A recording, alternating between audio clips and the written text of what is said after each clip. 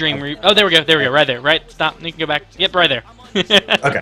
Right to the left, just kidding, you're good. Don't move it.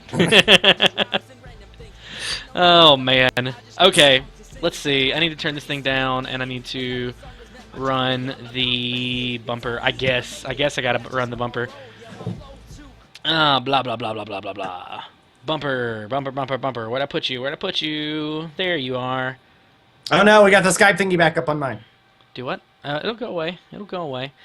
And all right, we're gonna run the bumper, so you can shut up until I tell you to talk again. I'll talk on the other side of the bumper. Welcome to Beating a Dead Horse, the podcast where we take the things that have been talked to death and talk about them some more. Please submit topics to Twitter at Hojjoshmc, hashtag Beating a Dead Horse. The podcast is recorded live at twitch.tv/Hojjoshmc. So if you haven't caught one live, come and check it out every Tuesday at 7 p.m. Eastern Time. And now your hosts, Josh and Jonathan. This is Beating a Dead Horse. Hello and welcome to Beating a Dead Horse, episode 17. Recorded live at twitch.tv/Hojjoshmc. You may have noticed from the bumper that it said your host Josh and Jonathan, and one of us is not Jonathan. I want to say thank you to my buddy Dreamreaver23 for stepping in as a guest host. No worries. Anytime. And we're gonna rock it today. I think it's gonna be a fun show. We've set aside. It's kind of a little bit of a different show. I think you're gonna see we kind of play to our strengths, whereas Jonathan and I are gonna talk movies a lot. Dream and I actually have gaming in common, amongst other things, and so we're gonna work in some of those. For those of you who don't know, from my side of things, Dream is a guy I've done a couple of songs with. Most notably Trade Shop, and I would like to say Sword Tonight, though I think that's not very notable. We just think it's the best one. Kills me. It kills honestly me. It's kills the worst. me. So if you haven't heard Sword Tonight, you should go listen to it, because I think it's one of the best songs we've done. I love it. Honestly, that's like, Trade Shop was fun. Don't get me wrong, it was fun, but like we threw together Trade Shop really quick. Really quick. And it worked. I mean, don't get me wrong, it worked. It did great, and people really enjoyed it. But we spent so much time on Sword Tonight and just like getting all the highs and the animation and just everything. And I was like, for me, it was the peak of the peak. You know what I'm saying? Right. But it didn't. It just did not pull well. And I'm like, why? It's so much of a better song. And that night, I love. To me, Jay-Z and Justin Timberlake, like they should just work together from now on. They should, like, all the time. All the time. Every single song that's been like Jay-Z and JT is just like it's it. That's it for me. I'm just like, good stuff. They're so good. And we spent time and money on Trade Shop. Oh, not Trade Shop, but Sword Tonight. Sword Tonight. As opposed to Trade Shop, which was like free. I mean, like it took us time, but it was free. Because that one was the one on Trade Shop, which on both of them, but Trade Shop, the only thing that really took more time was just getting the. I made the music for that one, so I mean that was like the longest part. Right.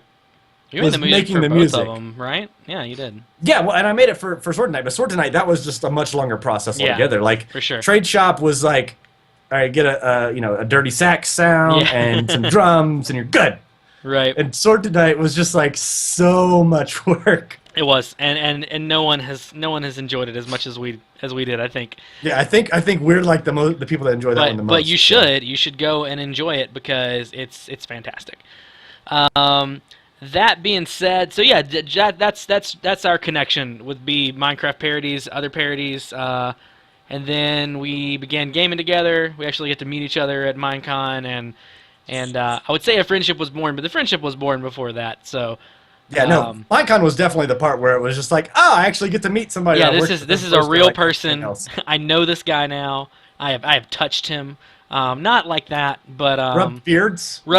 Beards were touched. Oh man! So real quick, I always do this, and I forgot to do it today. And today of all days, I really should do it. So I always like to mention the viewers in the chat while we record live. If you're watching this on YouTube and you don't hear your name, it's because you weren't here, and we miss your face, and you should be here. So always Tuesdays, 7 p.m. Eastern Time, or you can follow me on Twitter at Hojjoshmc, and I'll let you know when we go live and stuff. But real quick, I want to say thanks to 11 Bandit 11, JBJ Blaze, Jeff 6453, One Fatal Shot, Robert Gracie Juno 8, Sikalahana or something like that, Varion Delacroix, and Exion 781. All you guys, and Dream also. All you guys hanging out in the chat, making the show what it is. Thank you so much. Thank you again to Dream too, because Dream is hosting this on his channel as well. So bringing in some new people. This might be your first show, and if it is, this is how it works. Basically, the podcast is Beating a Dead Horse. We talk about things that have been either talked to death or we're about to talk them to death. And we talk until we're blue in the face, and then we move on to something else. It's a lot of times we get to vent our angers, our frustrations, crazy. Might get a little heated. Crazy things, yeah, it might get a little heated. Crazy things that are going on, and all that stuff. We also answer your questions and talk about your topics. And the first question that's coming to me from the chat, and I want to go ahead and answer it, since you can see we have the chat in the screen for the first time ever. Is coming from JBJ Blaze, who asked if I met Jonathan or Dreamreaver first. Jonathan I've known for about 6 or 7 years now, maybe. So definitely Jonathan. Dream I've known for, 2, 3? Going on about 3 years now. God, time moves so fast. It does. It really does. I feel like an old man every time I say that, but it's so true, and it gets truer the older you get. So, yeah. Cool. Well, let's get into the first thing I want to talk about, and we're just going to kind of take it in turns and kind of bring up different points. My first thing is movie news, because I like to talk about movies, and I also like to talk about comics. And one of the big things I heard, it was a rumor when I first heard it, was that Robert Downey Jr. might be signing on to Captain America 3 in some capacity. That's actually been confirmed, I'm pretty sure, by now, and he is officially in Captain America 3. And here is what is everyone saying. Everyone's saying that Robert Downey Jr. is obviously going to be reprising his role as Iron Man in Captain America 3, setting up the premise for probably Avengers 3, which is possibly going to be Civil War. And are you a comic book reader, Dream? I haven't been for the past few years. Now, whenever I was younger growing up, I was a huge comic book fan, and my favorites were Iron Man series was always like top on my list. Hulk, and I really liked whenever they did like the Wolverines and stuff like that, just like through the times. I guess it was part of the Origin series, which I guess was in the mid '90s, and they did the Origin series, and like it was just always like Wolverine as different roles. So I mean, I've had my ones that I enjoy the most. I was always more of a Marvel man than a DC, although I do like some of the DC stuff. But Iron Man, I actually had the. I was really upset. I had the issue, which I think was like 283 or 483, I can't remember which one it was, where they first introduced War Machine. Oh. And I had that pristine, and my sister got really angry and tore it to shreds, and I'm like... And come to find out now, that's one of the most sought-after, except for the originals, like that's one of the most sought-after Iron Mans. I mean, it's worth a good fortune. Yeah, anytime you introduce a new character... it's always and it was like big. the best cover ever. Like that cover it always is. Was just like beast. So yeah. It always is. So yeah, I'm super into comics. Spider-Man is my go-to guy. In fact, and I only recently got into comics, like collecting them, but I've been into like comic book stuff and superhero stuff my whole life. It just wasn't until I got disposable income that I could actually like buy comics on the regular. So now I go every Wednesday, and if you follow me on Instagram, I take like pictures of my comic book haul every Wednesday. Yeah, I see him. I know. And so Spider-Man is my guy, but I think my favorite thing that Marvel has ever done was a run called Civil War, which is what they hopefully are setting up for this movie. And so the premise of Civil War is basically this, that the U.S. government decides that they need to start registering superheroes, registering their abilities, and making them agents of S.H.I.E.L.D. So basically, they can then utilize them in a kind of policey kind of way, where they can send whatever hero, rather than the heroes taking care of it themselves. Tony Stark is pro-registration. He's into the idea. He thinks it's a good idea. That way, because if you work for the government, then you can get paid by the government, etc., etc. Of course. Get them nice tax breaks. Right. Captain America is very anti-registration. because he sees the kind of the bad things that it could become, especially being an agent of S.H.I.E.L.D. for so long himself. And so the two of them sort of split apart, and you get these two factions of superheroes that are either pro or anti-registration, and they basically just start fighting each other. And while that's happening, all calamity happens with the bad guys and everything, because all the good guys are fighting each other. They're not even focused on their enemies. And so Spider-Man, Tony Stark kind of break off together first. They're the first ones to be, because in that run, Peter Parker was actually working for Tony Stark. So they kind of break off first. That's where you get the Iron Spider armor, where he's like red and yellow, just like Iron Man. Right. And then a bunch of other heroes break off into their respective things. And it's so exciting, and this is why I think it's even more exciting, because Sony is talking about sharing Spider-Man with Disney for the first time ever. And if they do that, then the Civil War thing could totally happen. Well, so whenever Disney bought Marvel, did they not get access to Spider-Man, which is Marvel? Sony owned it at the time. So there's some weird things happened with superhero licenses. So when Disney first bought Marvel, they bought everyone that Marvel had the film rights to at the moment. Gotcha. Which was everybody but, like, it didn't have Wolverine. They didn't have certain X-Men. That's why the First Class series started getting made, because they didn't own the rights to, like, the main X-Men that you would want to see in an X-Men movie. Right. And then they didn't own... Sony owned Spider-Man. And there's a couple other ones that probably, like, no one ever thinks about, like... I think, is it Man-Thing? I think that's a Marvel. Yeah. So that they don't own that either. What about Namor? Huh? Namor? Oh, I think Namor might be one of the ones they don't own. I don't remember. Really? There's like he was always that guy that was just like, oh, and there's Namor. Right. Yeah. There's a few that like. Cool. There's a few that they don't have, and it's like, oh, okay. I don't remember if Namor is, but I feel like it would be. I feel like that'd be the one. But yeah, so that's what happened, and so. What's been happening lately is Sony's like, no, we're never going to share Spider-Man. It's ours. We're going to do with it what we want. But we've kind of talked about it in the show the past couple of weeks. Sony has no idea what it's doing with Spider-Man. No. They've been I mean, I loved Amazing Spider-Man and Amazing Spider-Man 2. As a Spider-Man fan, those are my movies. I don't care what anybody else says. I have 2 points on that. Okay. And I know we're kind of like segueing away from everything else No, it's fine. inadvertently. This is how it works. Like I enjoyed the first series. You mean Tobey Maguire? Tobey Maguire. I enjoyed it because it was cheesy and corny in the right ways for it. Yeah. My opinion, it was cheesy and corny in the right ways, and you had a lot of heartfelt moments. And there's more that I remember about the original, or the Tobey Maguire one, that I remember about the new ones. But in that same sense, I like the action, and I like everything with the new ones, and I kind of like the sort of cockiness and everything like that about himself and everything like that. I enjoyed that, but I still, like, I don't know where to put it. Like, there was a part of me that loved everything with the action, and like that's how it should have been in the Tobey Maguire ones. Like, they should have had the action of this one. Yeah. But in that same sense, like, everything with the Tobey Maguire one, Spider-Man, I guess the original Spider-Man movies, that everybody nowadays would remember. Yeah. There's things about those that I liked, because to me it felt more like that awkwardness of the comics. I mean, whenever you read the comics, you didn't. I guess it really depends on what series, because I did read Spider-Man a lot whenever I was younger, and so you had the different forms and ventures, I guess, of the Spider-Man. Yeah. I think, so Amazing Spider-Man, to me, the newest movies, they kind of captured the way Peter Parker is now. Like, when you read, like, there's an Amazing Spider-Man series right now that it just picked back up.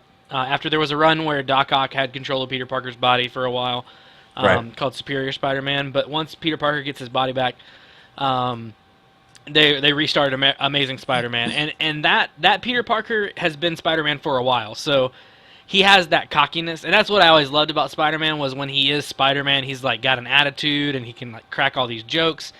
I never bought that with Tobey Maguire.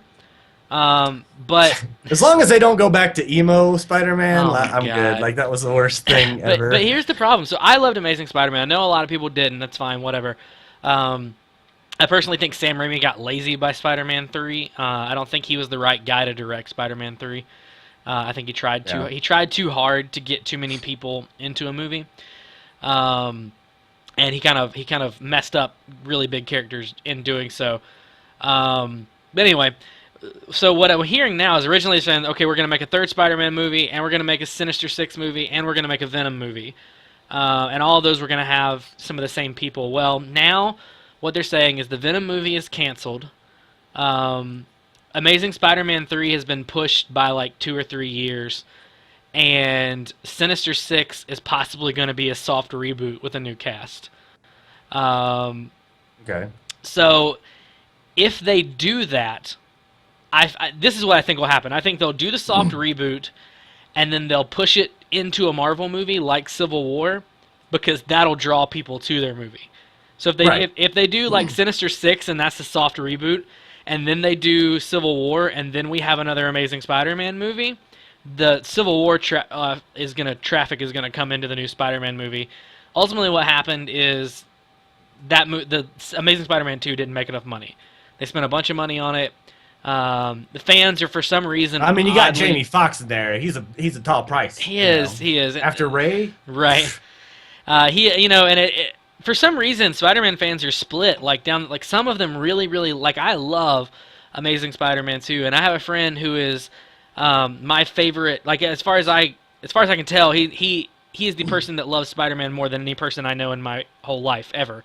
Right. And he loves Amazing Spider-Man 2. Loves it. There's a lot of people that don't, and I don't get it. I mean, maybe there are people that are just really into Tobey Maguire.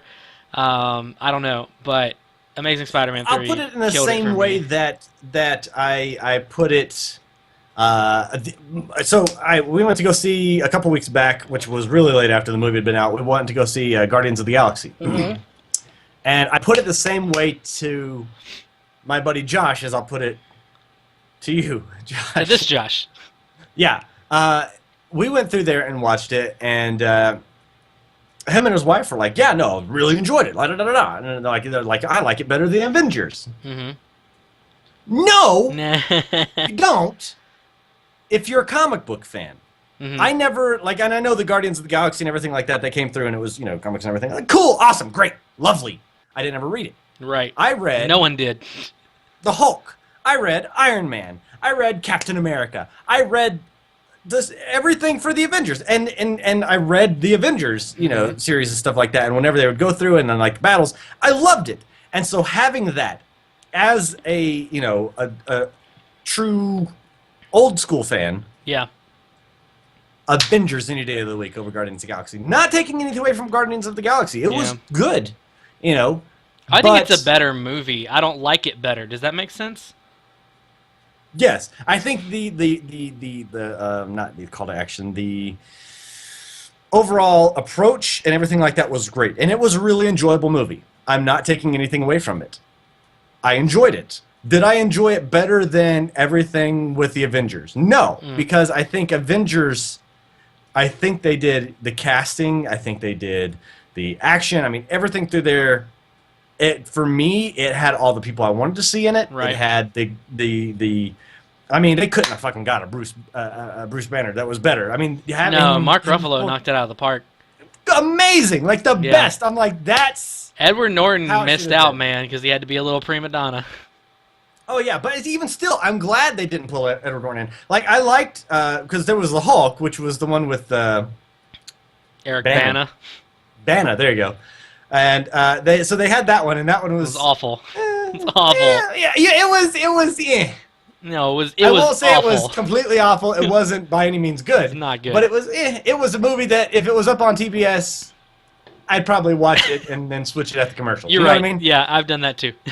So that's my stance on that. But the Incredible Hulk with Edward Norton was good. It was really good, and I liked it. I liked how they pulled in. Oh, what was the Abomination? Yeah, Abomination. Yeah. Tim Roth. I like how he was so good. Yeah, it was great. But I still don't think that it was the best portrayal of the Hulk of how I remember. Mm-hmm. And I think they really did that with Mark Ruffalo. Like that was like the best Yeah. Yeah. version. Like they couldn't have cast anybody better. And I think that they were like, oh, let's try to go through and get Norton. And then he was like, no, I mean money. And they're like, well, let's go with this other guy who's only ever done fucking romance movies. Right. And he's like, yeah. And he knocks it out of the park, man. It was the best ever. So He knocks it out of the park. So for me, in that sense that The Avengers is my movie over Guardians of the Galaxy, I think that's the same way, pulling it back around, I think that's the same way that it is for Spider-Man, the Amazing Spider-Man. Like, the people were just like, it had stuff that they wanted, and it was still good, but it wasn't theirs. Yeah. You know what I mean? I guess so. I think maybe, because Spider-Man 3 broke me. Like, I loved Spider-Man 1. I loved the first 2 movies. I loved them. I loved them. I cannot express how much I loved those 2 movies. And then the third one happened, and it's like, I forgot that I loved them. And even when I go back and watch them now, I know what's coming. I know, like, amidst all the awkwardness of Peter and MJ first, like, getting to know each other and how awesome that is if you're a comic book fan, and, like, just Doc Ock and everything about him in Spider-Man 2 and how awesome that is. I know that next comes emo Peter and an hour worth and an hour worth of Sandman that I don't care about, and barely any anything to do with what the heck is James Franco? Is he the Hobgoblin? Is he the Green Goblin Part 2? What is he? Yeah. And then absolutely no justice done to Venom, and Venom is my favorite Spider-Man thing ever. So I know that those things are coming, and it makes it hard for me to even care. And so when they rebooted and they cast Andrew Garfield, who in my opinion, okay, if I had Andrew Garfield in the original movies, I think that'd be my movie. That'd be it. You know what crushed me more than anything was that before the third one bombed, they were actually going through and doing, I remember seeing like the feeds drop down and everything like that, and they were pulling the fourth Spider-Man movie with the Tobey series was supposed to be Carnage. Yep. And they were going through and trying to get Jim Carrey to go through and do Carnage. And I was like, oh, yeah. Yes! Oh, yeah. Like, it was just like, after seeing him be the Edward Nygma, Yep. I was just like, yes, he can totally do this. And it's that crazy kind of, and so I was like, yeah, and then it bombed. And I was just like, oh, they're not going to do it. Yeah. Yeah, anyway. All right, well, that's enough superhero stuff. You wanted to talk about Diablo, didn't you? That was a lovely segue, by the way. I know, right? That's enough of that. All right, stop. Moving right. Well, Next I'm looking at. I'm subject. like, it's 7:30. We have spent 30 minutes. Yeah, and I was like, yeah, maybe 5-10 minutes. Yeah. I told you it was gonna take a while. Well, I'm a big superhero fan. Like, oh yeah, beyond just comics, just superheroes in general and everything like that. And I've been looking over, and it's a lot of my guys that are saying like, like cursing and bombs and blah blah, f-bombs being dropped. Makes me laugh because you guys on my side, I got the mouth of a soldier. Oh, it's so funny. But no, yeah, it's one of those things. Diablo is what I've been really playing a lot of lately. I'm always and not lately, like for the past year. Like 2.5, 3. Like I've been playing Diablo since it released. Diablo 3 since it released. Yeah. And I had a little hiatus for a few months. Whenever it was just like ridiculous and between the different levels, you couldn't go through and play. And so I had a little bit of a hiatus. But once I went through and kind of changed everything over, and especially whenever they came up with the Reaper of Souls, I've been playing quite a bit since then. And my class of classes is the Witch Doctor, which is Of course it is. the best class out there. And not. And some people are like Demon Hunter or whatever. And I'm like, everybody's got their own. But for me, the Witch Doctors are just the funnest class to play. They're the most diverse. Yeah. And so much with them. And if I go to my show notes, the first point of order in this is Kadala is a whore. Hey there, Kadala. And for anybody that's seen the parody, like I get so many people and they just kind of quote, like they'll send me tweets, Yep. just quoting like lines of it, their favorite parts. My favorite part on there is the, which it's nobody else's, but my favorite part is like all, hey there, Kadala. I can't remember. It's like all the shards I've paid could pave a road from Westmarch back to Tristram, just because it's like you spend so many shards in that game. And now, like everybody's like, well, because I released it right as an update came out, Right. that made it to where Kadala's more expensive now, but apparently supposed to have more output of, like she's supposed to put out more legendary. And, Sorry. and it's they're like, yeah, she's about 33%. So now you have like a 1 out of 10 chance of getting a legendary from Kadala, which I still call bullshit on, because I went through and spent, and like I bought 20 pieces and nothing, and then I bought another 10 pieces after that and nothing, and then 5 pieces after that and nothing, and then I got like 2 in a row, but they were crappy. They were stuff that were like nobody wants, and I'm just like, really, Kadala? You're a very nice person. That's why I wrote a song about you. That's right. That's right. But no, it's one of those things that, like, I know that they're working through this, and you know, every game is going to have its growing pains, and I really do think that Diablo and Blizzard, the team at Blizzard, have really gone through to take strides to make it to where it is the game that everybody wants to play. Mm-hmm. But But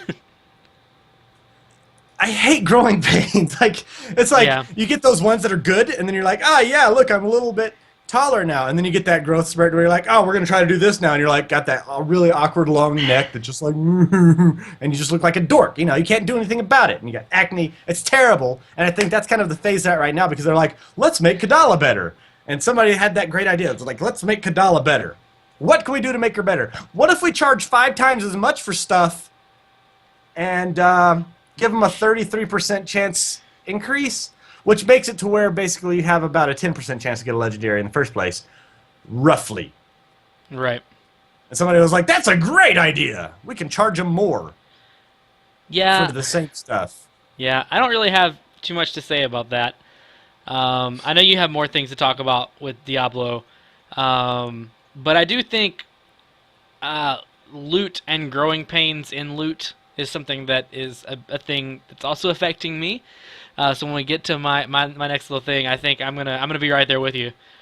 We can totally blend these. 'Cause Okay. I have the show notes too. And that's one thing that I've seen in what you're talking about, which is... Okay, so I've been playing a lot of Destiny. I do play Diablo, but since Destiny came out, I haven't touched Diablo. Not enough. Not like it deserves to be touched, if I'm being completely honest. in its no-no spots. But sorry, but yeah, I've been playing Destiny, and so when Destiny first came out, obviously, like when you hit level 20, the way you get beyond level 20 is gear dependent. You don't level up by XP, so you have to get gear that has certain attributes. So you earn light levels. So I hit level 20. Actually, before I got to level 20, I heard of this phenomenon because everyone else was level 20, called loot caving. Because basically, since the game drops loot as you're just fighting any enemies, obviously the best way, at that point in time, the best way to get a lot of loot drops was to kill a lot of enemies in a short amount of time. And so people, being the internet and being what they are, found these places where if you stood in certain spots, mobs would respawn really, really fast. And all the mobs, actually, it's interesting, all the mobs on the map, like if you're looking at the map, like they're coming out of caves most of the time. They're running out of caves. And so if you find the caves that they're running out of, if you stand far enough away that they actually still spawn, but you can shoot them, then you can shoot them as they come out of the cave, and you can pick up all the drops. So there was a cave in all the planets you can go on patrol missions, and you can just kind of run around the planet and free roam. And so the first one they found was on Earth, and literally it was the craziest thing, because if you didn't know about it, you would just run up on like 8 people pointing their guns at a cave really far away from them and just shooting blindly. And so you'd go and you'd take part in that, and you could shoot and you could get stuff. But even then, if you took those, because they drop engrams, and you have to take those up to a guy in the tower and have him decipher them. And so even sometimes you would get a green engram, which is just a regular uncommon engram. But if you're lower level, then that's pretty good for you. That's going to be fine. But what would happen is, as you get older, if you get higher levels, you would drop blue engrams or purple engrams. And the problem with those is when you would take them to the Cryptarch to get them decoded, it would be blue, but then it would roll as a green, which is stupid. Why would that even happen? Why is that a thing that would happen? And same thing, it could be purple and it would roll as a blue or a green. Or maybe it's just a blue. I don't know. I haven't gotten to that point in the game yet, but so obviously people were furious. But then Destiny comes out and they're like, well, you're playing it wrong, which is true. That's not how you're supposed to play the game. So what they did was they changed the way the Cryptarch gives you stuff, but the problem is it's still not great. But it does make loot cave farming not really a thing. And yeah, One Fatal Shot is pointing out that there's now a message in the loot cave. If you go and play it, it's like a guy, like, it's pretty much a message from the Cryptarch saying, like, 1 million bodies is not enough or something like that. But anyway, my point in all of that is I agree, because what happens with these games, obviously they've come out. Destiny didn't know people were going to stand for, hours on end outside of a cave and shoot into it. They didn't know we were going to do that. I have digressions against that. That's where the part, because have they never seen a fucking game before that is RPG element? I mean, what do people do on WoW? What do they do on Diablo? What do they do on Borderlands and stuff like that? They grind and they find the exploits. Anytime that anybody finds anything like, oh, Diablo 3, you can go through and do this quest, and you go, and you get a legendary guaranteed at the end of it. They find it, they put it up, and then just hundreds of people, thousands of people are out there doing it. That's true. And same thing with Borderlands. I mean, they go through, and WoW, they go through and they grind that one spot to be able to get that gear. And I understand their point in the fact saying, like, we wanted people to go through and experience the game, to go through and have tons of playtime. And people are like, you know what? It's on PS4. I see that as a casual game system. Yeah, well, I think with Destiny, it's not. I mean, it can be not that. I just need to, but I agree. I think they need to let it do what it's going to do. I don't have a problem with loot cave farming. I think if that's what you want to spend your time doing, then they should. And especially when they announce the game as like, oh, this is going to be, we want to see how you guys interact with the world we've created. Well, this is it. This is what we're doing. And so I think they should have just let it go, let it be a thing. There's still, even now, even when you shut down loot caving, like I have two, and I took a buddy on both of them today. I have 2 different runs on 2 different planets that I use to gather supplies for upgrading, and they're all they are is manipulating, or not manipulating, but taking advantage of the way that chests and loot drops happen in the game. And they're little loops that you can run on 2 different planets, and that's going to keep happening. I don't care what they patch. I don't care what they change. People are always going to find like that thing, the next thing. Yeah. And I feel like they're going to find it's a work in efficiency. That's what every true gamer does. It's a work in efficiency. What's the best way, especially on RPGs or on games to where you have that competitive edge? Whenever you look at games like Diablo, I think right now I'm up to like 1,700 hours on my characters in Diablo. And there's guys that have way more than that. For sure. And you're looking at these guys and they're finding, what's the best way for me to grind Paragon levels? What's the best way for me to go through and get legendaries or blood shards? And I'm going to go through and use that most efficient way, because why should I do something that's going to take me an hour to do it when I can do it in 10 minutes? Exactly. And that's the best way to be a gamer. You know what I mean? I don't see a problem you're a with true it, gamer. Yeah, I don't see a and problem so if you with find these exploits, they can go through and fix them, but fix the root cause of why they're doing these exploits. Exactly, which is what they say. Which is what they say they're trying to do when they're like, oh, well, we're changing the way the Cryptarch gives you loot. But that's fine. But the problem is, here's another thing with that, is that another way you can earn gear is just by playing in the Crucible, which is the multiplayer PvP type thing. Right. And the battlegrounds kind of thing. Yeah, and so what happens is sometimes when you finish a Crucible run, you'll get gear. You'll get either engrams, or you might get just actual gear, like actual guns and stuff. But it's mostly engrams and stuff like that. Right. But the thing is those don't always drop, and there is seemingly no rhyme or reason to how they drop, because like today, I played many matches of Crucible today. Several of those I was like in the top 2 on my team. Several of those. Oh yeah, this I've actually heard of. Yeah. Several of those I was at the bottom of my team. There's no rhyme or reason to when I got stuff. So there'd be matches that I would just kick butt, like I was number 2, or maybe even number 1, or maybe I was number 1 through the whole match, and then got like I had some of the highest kills on my team, but I would get nothing. Yeah. And then there would be matches where I just like stunk it up, and I will admit that I did awful that match. Like I just got my butt handed to me. I didn't do anything. I wasn't helpful, and I'm dropping like rare Ingrams like they're candy, like. And I don't understand. Like, my buddy actually brought that up to my attention too, because he was saying the thing where he's like, Voltron. Mm-hmm. Yeah, he was going through, and he's like, he's a FPSer. He's like hardcore, straight through and through. Like that's what he loves to do. And so he was going through, and he's like first on every leaderboard, and he's like, I got nothing. I got like 10 in a row, and he's like, I don't understand what's the point of me doing this. Yeah. And I understand the dilemma that they're looking at. If you're looking at it from the programming perspective, you're looking at it as like, okay, if we give the best gear or the most gear drops, I guess, like if they went it on a scale and did it, I'm going to probably offend some people, modern day children raising way, everybody's a winner, everybody gets a trophy. That's stupid. Yeah. Because then there's no reason to be the best. Yeah. There's no reason to stand out. If you're going to get the same exact thing as everybody else, there's no reason to be better. Now, if you're, say, where my argument differs is that, say, if you're the winning team, then you were on the winning team, you go through and you get an Ingram or whatever, and then if you're going through top 3, or if you're, the highest place, you might get 2 or 3. Like, there is a benefit to it. Yeah. I still understand that defect with that is that, well, then the people that have the best gear potentially are going to be the ones that are getting the most stuff and the better gear. Yeah. So well, the thing is when you're in just regular Crucible, like level, what am I trying to say? I forget how they word it, but like level perks don't matter. So Crucible, everybody kind of mellows out. It's only when you're in Iron Banner, which only comes around every now and then, that like you having better weapons. Sorry, matters. I just read Blaze's comment. Right. Yeah.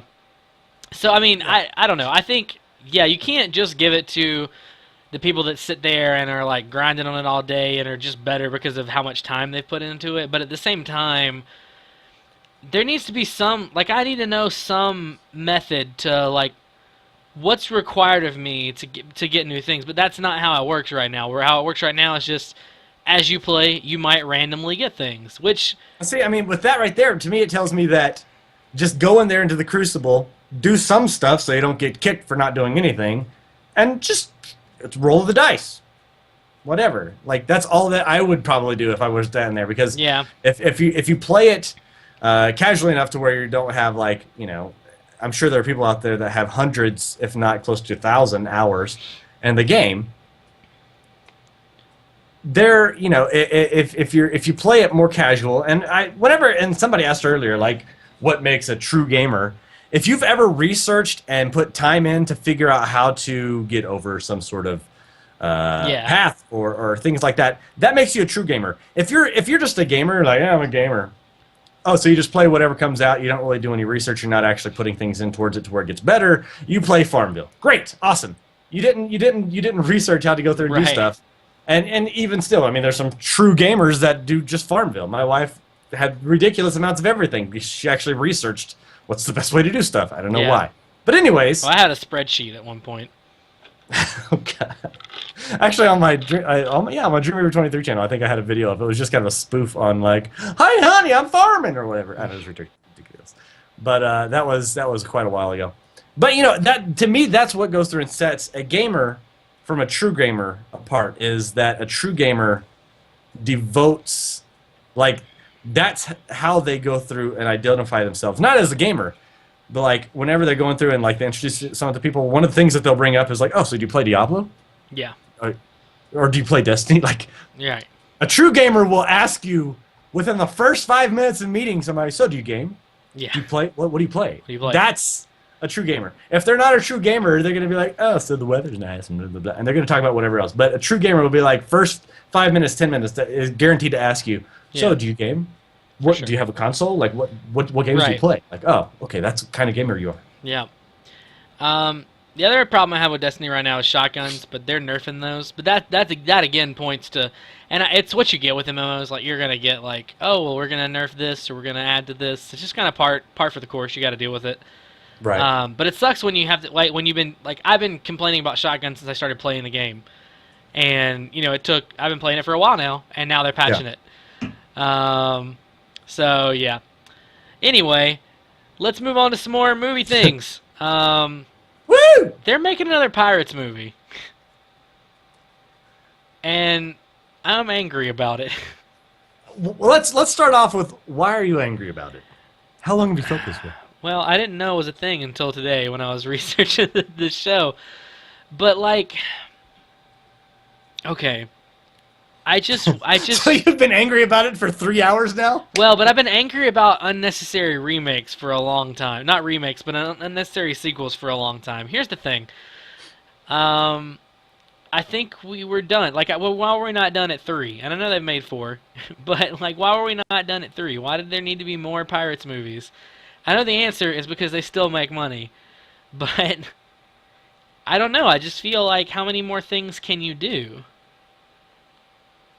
You know? I don't know. Like, well, I particularly enjoyed the Pirates movies. I don't remember the 4th one. Me really neither. well at Me all. neither. I think that like, should be the first 3 I freaking loved. Yeah, but I think that's proof right there that we don't need any more.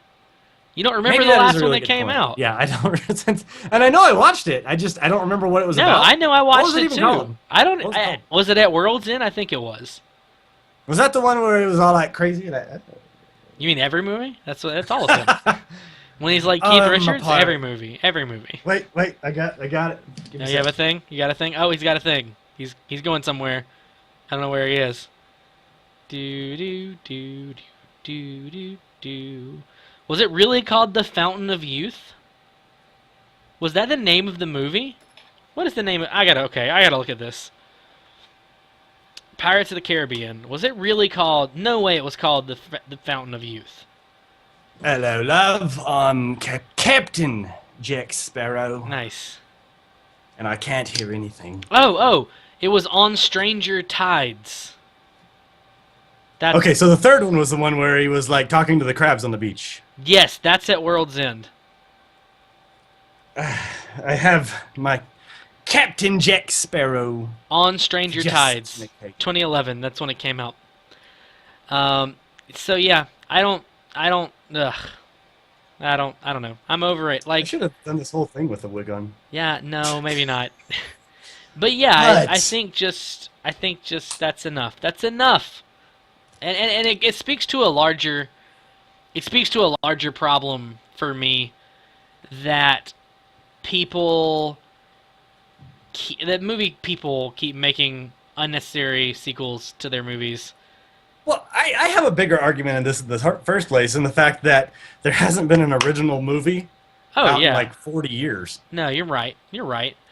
Like the plot of every movie fits down to like one of 2 things, which all kind of boil back down to one, and then that's like a love interest, and people are like, some of them aren't about love. No, a love interest doesn't necessarily have to be with a person. Right. Like a love interest, like a true passion, I guess, about something. Like, I want to be the biggest drug dealer ever. I want to go through and I gotta avenge my wife's murder, or girlfriend's murder, or boyfriend's murder. Or you gotta murder somebody, or something. Like, they're all like, think of every movie you've ever watched. How many of them didn't have a guy falling for a girl or a girl falling for a guy? Yeah. At some point in the plot. Yeah, you're right. You're right. But no, and I do agree with you on the fact that, like, there are some series, like, perfect example, okay? I would have loved to have seen a 2nd or 3rd movie for Hitchhiker's Guide to the Galaxy. Yep. I love the like, not the 80s like movie made for TV, but Hitchhiker's Guide to the Galaxy is one of those movies that I can still watch over and over and over again. And it's one of those things that I just enjoy. Yep.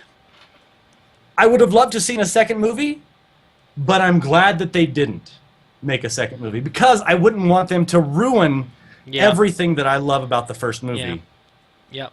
Because here's what happens. With the second. Here's what happens to all of these movies. They do them until they can't get any money out of them anymore. Yeah. And Transformers. So Perfect example. Right. Did you watch the fourth Transformers? No. What was it? No. Uh-uh. The only person that I know that did is Varian? I think Varian did. No. Can't do it. I can't do it. I can't because I stopped liking them like after the second one. But they still made a ton of money, and so they keep making them. But you know what it is? It's the fact that there are certain movies that defy that and make money. Case in point, Harry Potter's. There were 8 of them. Yeah, but there were already 7 books, so it's fine. Well, yeah, but a lot of movies are based off of books or loosely based off books, and so you can't go through and say that it works for everything because the Harry Potters worked. Yeah. And in the last, we'll go through in like say 15 years because it was 99, 2000 was whenever the first one came out. You're looking at how many other movies have had literally 8 movies altogether. Right. 7 movies. The last one broke up over 2 that did as well as Right. No, I the see, Harry Potter I see what you're franchise. saying. And so they're trying to say that, like, no, people still want to see multiple movies with the same exact cast. And people are like, no, that one worked because, Yeah, well, you know, it grew up with a generation. that and like I said, I mean, it was. So I mean, I don't know. Like I said, I'm gonna stick by the fact that there were already 7 books. Like it was a thing that we already knew there were gonna be 7. It wasn't. You didn't slap us with that. Like you didn't start us with a trilogy and we say, didn't know it was going to be 7 until after the first one. Well, right, The but first one was there like, is this going to work as a movie? Are people going to actually well, watch right, this? right, And then but we it blew knew all there was the box office. possibility for 7, Right, at least right. 7. But like, so with Pirates, they say this is the Pirates trilogy. They called it a trilogy the whole dang time. Yeah. And then they're like, surprise! Here's a 4th one. Like, and then now they're like, surprise! And then even when they did that, they're like, oh, it'll be another trilogy. They said that when they made the 4th one, but that was in 2011. It's been 3 years since then. So we kind of expected like, oh, it didn't make enough money for you to make another one. Well, nope, surprise again. We're making another one. What happened was we paid a lot for this actual ship. Right. We're going to get the use for it. Oh, and Johnny Yeah. Depp's in it too. Well, and the thing is, and the other thing I have to think about too that I kind of forget sometimes is like with Spider-Man, the reason they rebooted those movies is because they have to use it every 6 years or they automatically forfeit the rights to Disney. So that's why we got the Spider-Man reboots. They didn't want to make a Spider-Man movie. It was actually not even on their radar. The only reason they did it is because if they don't use the movie rights every 6, I think it's every 6 years, then they lose them, and that's the only reason we got it. Is it? That's not right. For the way that the deal is worked out, yeah. Maybe through their contract. Because I know, like copyrights and stuff like that. It's No. I think it's the way that plus 75 or something like that. It's just the way their deal is worked. Gotcha. Probably Okay. because Marvel went through and like tried to blanket buy, all that stuff. So, anyway, so movies are weird. Yeah, I mean, I don't know. Will I watch the new Pirates movie? Maybe. I actually don't watch a whole lot of movies in theater now, like No. especially now the day and age where we live in. I remember. Do you remember whenever? Which I know I'm a bit older than you, but I remember whenever a movie came out, it was literally like almost 2 years before it came out to video. Yeah. It was like it's in theaters, cool, and you watched it because you weren't gonna see it out of like once it left Right, the yeah. theaters. You didn't see it, and then it was like a year and a half later. It was like, it's on VHS now. Right. Sweet. And Yeah. now it's like it's in theaters on shelves in like 4 weeks. Yeah. It almost feels that way. Yeah, I mean, I know, like, the only ones I can really think of that I was like, I went and bought right after they came out was Lord of the Rings, and those all came out, like, a year after they released. Those almost. ones were, but, I mean, the one thing that I did like about those, and the reason why I did wait so long was because the extended, like, director's cut was, like, yes, give me an extra 45 minutes to an hour and a half on each movie. Right. That was like, I don't know, that's... Yeah. We Yeah. talked in length about Lord of the Rings the other day. Yeah, we did. I won't put people through that. Before we go on to more show notes stuff, I wanna look at JBJ's question because he's been asking about it. So I'm gonna send it to you in Skype real quick. Copy. Doop. And then we're gonna listen to it right now on stream.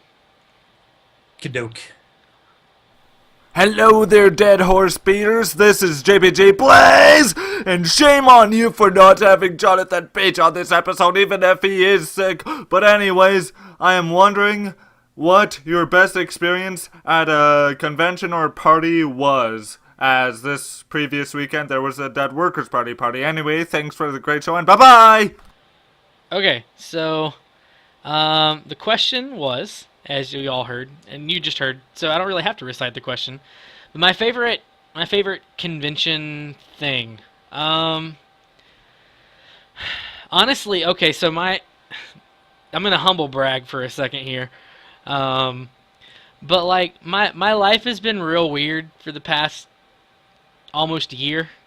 Definitely, yeah, a year, past year. Because I won that contest with Sony and MoFilm, and so I got taken to PAX a year ago with Sony. Like, I was there on Sony's dime, and they were taking me out places, and those were all really cool things. I went to a party at a bar in Seattle with a bunch of indie developers. I got to play a bunch of games that are just now coming out. That was pretty intense.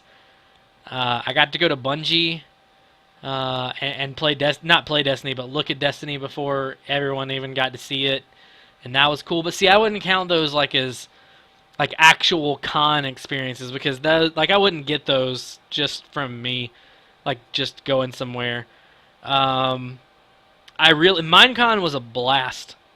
Complete blast. And I tell people this all the time, that when I was at Minecon, which is where I met Dream, but I'm not gonna talk all about that. But no, I mean, Minecon, I think what was crazy to me is, and it's behind me here, I have a badge right here, it's a purple one, what says panelist, and that's the badge that I had because I did a panel with Dream and some other guys at Minecon, and kids would come up to me and just screaming, losing their freaking minds because I have a panelist badge on, and they don't even know who I am. And so it would literally be like, "Oh my God, can you sign this? And also, who are you?" And it just kind of blew my mind. And I had the same sort of thing happen a little bit later when I went to a convention in Atlanta and was on a panel with Caveman Films and Sky Does Minecraft, and just fans being fans and legitimately being excited about all of this crazy stuff that we do, because we sit here and we talk on our computers to ourselves half the time, and random strangers on the internet the other half, and that people just kind of care about it, and it means something to them. Kids are wanting to come up and hug me because, I don't know why, because I didn't ask, all that stuff, but, it's just weird. It's really, really weird, but in a good way. It's such a humbling thing, and I know, Dream and I talked about this when we were at Minecon, we're I don't even want to leave, because now I have to go back home where, where you're talking to nobody. No one knows who I am. On the camera. I say YouTube, and people are like, "What? You do YouTube? How do you do that?" No, the question, how do you do that for a living? Yeah. Right, yeah, but for this small time in my life, I didn't have to do that. And understanding and being in the same place with people that do what I do was really, really, really cool. And I hope I get more of those. But that's my answer. See, mine is sort of similar. I mean, you're looking at the facts that any of the conventions that I've gone through, whether it be Arcadia Con, which I got to go through and do last August in Galveston. Mm-hmm. I think it's that one, which I think I actually had a bit more fun with that one than I did at Minecon, only for the fact that it wasn't like it wasn't Mojang, you know, Right, it yeah. was MC Pro Hosting that did that one and Yeah. brought that together. And the guy James, that one of the two guys that go through and brought this together, it's like 18 years old, 17 years old, 16 years old, and it was just like I was blown away by the experience for it because it was a lot. Like there was obviously a lot more people at Minecon, but in that same sense, it was a bit more of a like you saw the same people like Right. that were going through the different. Like panels and stuff like that, you saw them more regularly, and so you were able to kind of make that connection. And one thing that I thought was really cool about that one, and probably one of my favorite moments, was at the end of the panel, on the well, I guess it started on Saturday. So I guess the end of the Saturday, they had a dinner, and so the panelists, that was a part of our, part of that, basically our free part was we got to have dinner. Right. But we sat down, and they kind of had us sit down with everybody that was there that had bought the dinner as a part of their ticket. And so it was just like one or two panelists that YouTubers at each table, and there was like 8 to 10 people that could sit at a table, and just kind of getting to know the families and and the kids, and like they were super excited. And so that was really cool, but still not one of my favorite experiences and everything like that. It's not really even a party thing or whatever. And it happened actually right before Minecon, like a month or two before Minecon. So it's been a bit since it's happened. But I was actually at Walmart grabbing some, groceries or whatever. The wife sent me up there. She's like, oh, we need this, this, and this. I'm like, all right, cool. So I go up to Walmart, and I'm, just bumming it, going through. Right. It was summer, so I guess it was a couple months before Minecon. And I'm in there in the coffee aisle, and this kid runs up to me, and he's like, hey. I'm like, not expecting anything, and he's like, "You're Dreamreaver23, right? You did this parody and this parody." And I'm like, "Yeah." And like his dad is like coming up behind me and like looking at me because here's his son running up to some strange man, Right. and just like and his dad just like looking at me like, "How the hell do you know my son?" And I'm Right. like, YouTube, I do parodies for Minecraft," and he's Right. like, Minecraft, okay. And then he finally got it, but like, so the kid, like I had on me, I had some business cards at the time, but so I gave him a business card, and it had like a little download link so he can get like all the songs for free or whatever that I had, and like he got me to sign his shirt, and he got me to sign like a piece of paper and everything like that. His dad luckily had a Sharpie, Right. but like that experience right there, like random experience in Walmart, and people like it was busy time, so people were just like walking around like, what the heck's going on? Right. Like that is kind of like the cool Yeah. experience with doing what we do, in the fact that being Joe Schmo, out in Right. the middle of Walmart, and having that random person Yeah. that recognizes you, like that was the coolest thing. Like whenever we go to the conventions and stuff like that, a lot of it, I mean, is awesome. But in that same sense, and you can attest to this, is that it's 8 to 10 hours of just signing or standing and smiling and posing, and Right. like a lot of it like is just such a blur just because it's going Oh, for so yeah, long, it's and then you're so- like, I've been hungry for 4 hours. Like I was Right. just trying to go get a freaking pizza. Right. Yeah. And- Right. and, And it's cool. It's such like it's a good problem to have, but yeah, it's different, and I haven't had that happen too much in my real life because of just where I am is not a place where like a whole lot of people are into that sort of thing. Yeah. If I ever moved to somewhere bigger, it might happen more. But yeah, like it doesn't happen too much. Though I do know the other day, one of my brothers, I have a little brother, and one of his friends saw me out and about in public and wanted to come and get my autograph, but apparently got too nervous, which is hilarious to me. Especially that reminds me, one of my guys, Jose, is a follower of mine, and my wife works close to where he lives. right. And so I was heading over there because my wife, her glasses broke, and she can't drive without them. She gets off at like 2:30 in the morning, so it's like one of Right. those things. It's like you're not gonna be able to drive home. So I was like, hey, I'm headed over there to bring these, and I was streaming at the time. I'm headed over there towards my wife's work, whatever. You only live like 5 blocks away. Do you want to meet up and just like hang out or whatever? Right. And he's like, yeah. You come over here. We'll meet up at McDonald's. I'm like, cool, awesome. And so we go and meet up at McDonald's, and like the whole time he was just like really quiet and just kind of like, Right. I'm like, what's going on? And he's like, I'm just so nervous meeting you. I'm like, why? right. I'm just me. I'm just a like dude. literally, like I'm just a dude. I put my pants on 2 legs at a time like everybody else. Right. You know, Right. it's like, and so it's funny to me, and like my wife thinks it's hilarious and odd, like in that same sense, because she's just like, Yeah. I never like went, because my wife went to Minecon. You got to meet my wife at Yep. Minecon, and before Minecon, she understood what I did, and she, you know, she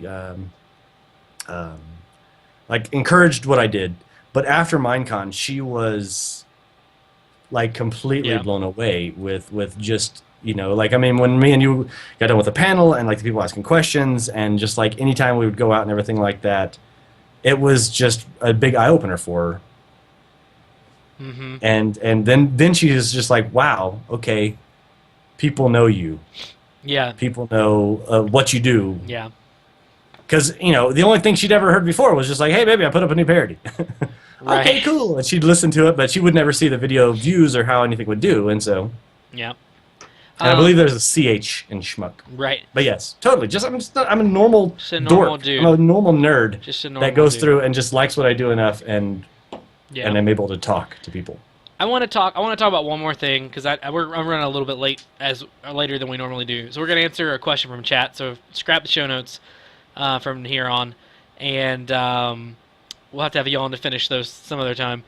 But we got a question from Sparkman, and I want to put some time into this one. So he said, "My question: what would you say to someone that thinks being a part of a game/gamer community as an adult is a waste of time or something you should have grown out of?"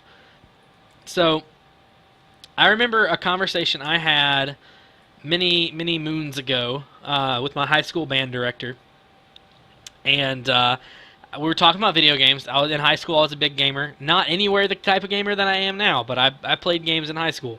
Now that I'm an adult and I have a big boy job, and at night I get to do whatever I want to in the whole wide world, I get to play video games way more.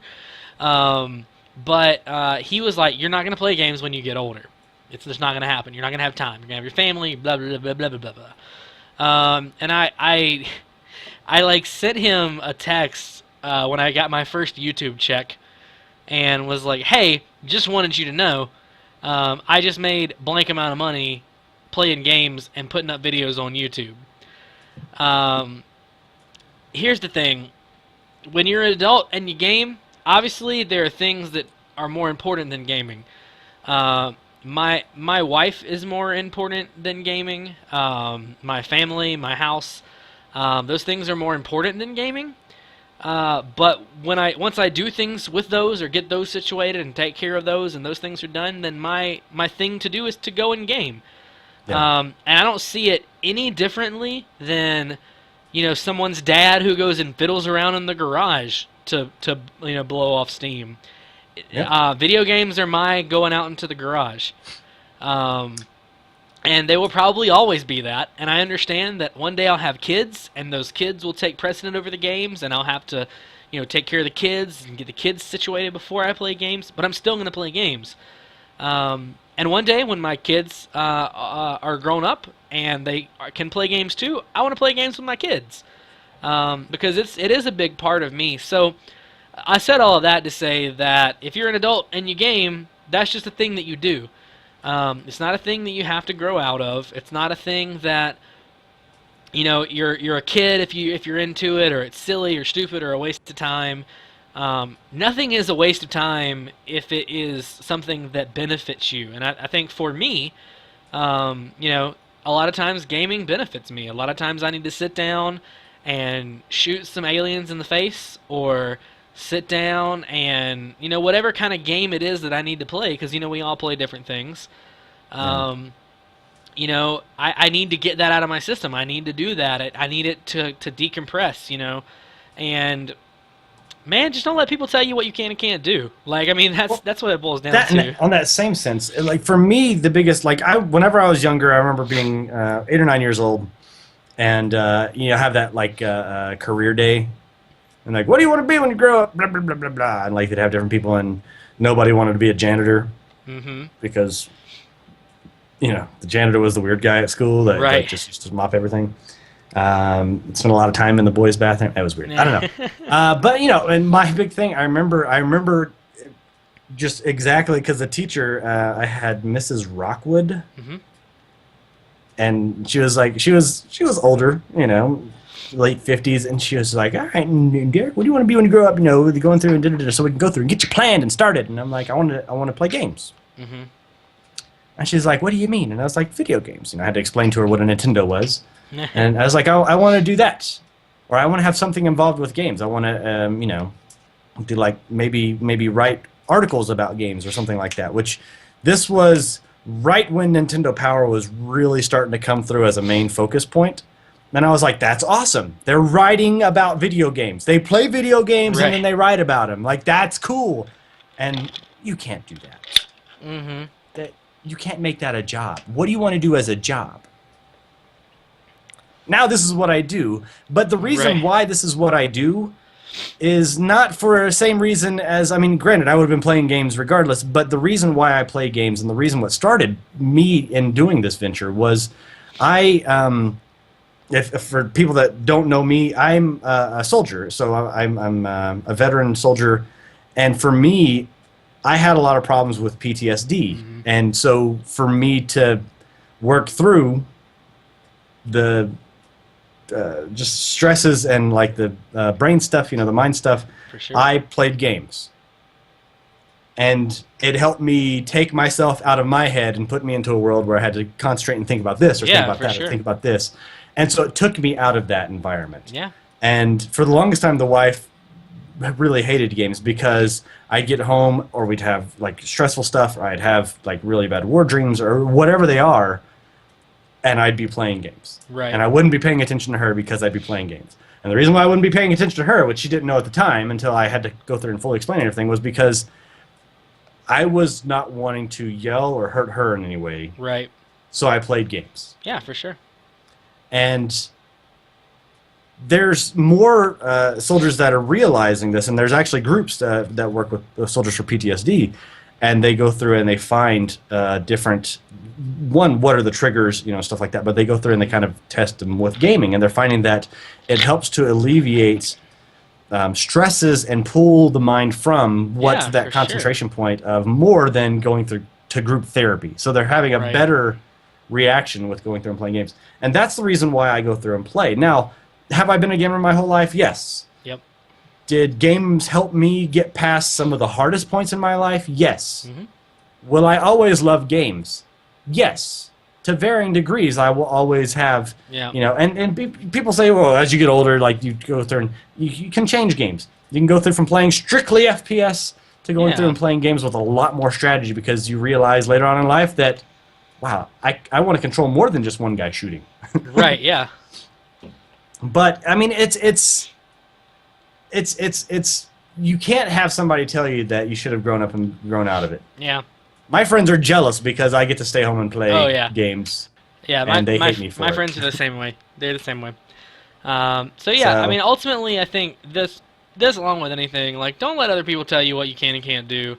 Obviously, could you play too much games? For sure, but that's not what we're talking about. If you're playing, you know, games a healthy amount and it's something that helps you feel better and makes your life better, if it improves your quality of life, and it does to an extent with a lot of people, then man, do your thing. I really like this idea of Minecraft is my garage or video games is my garage. That might have to be a T-shirt or something.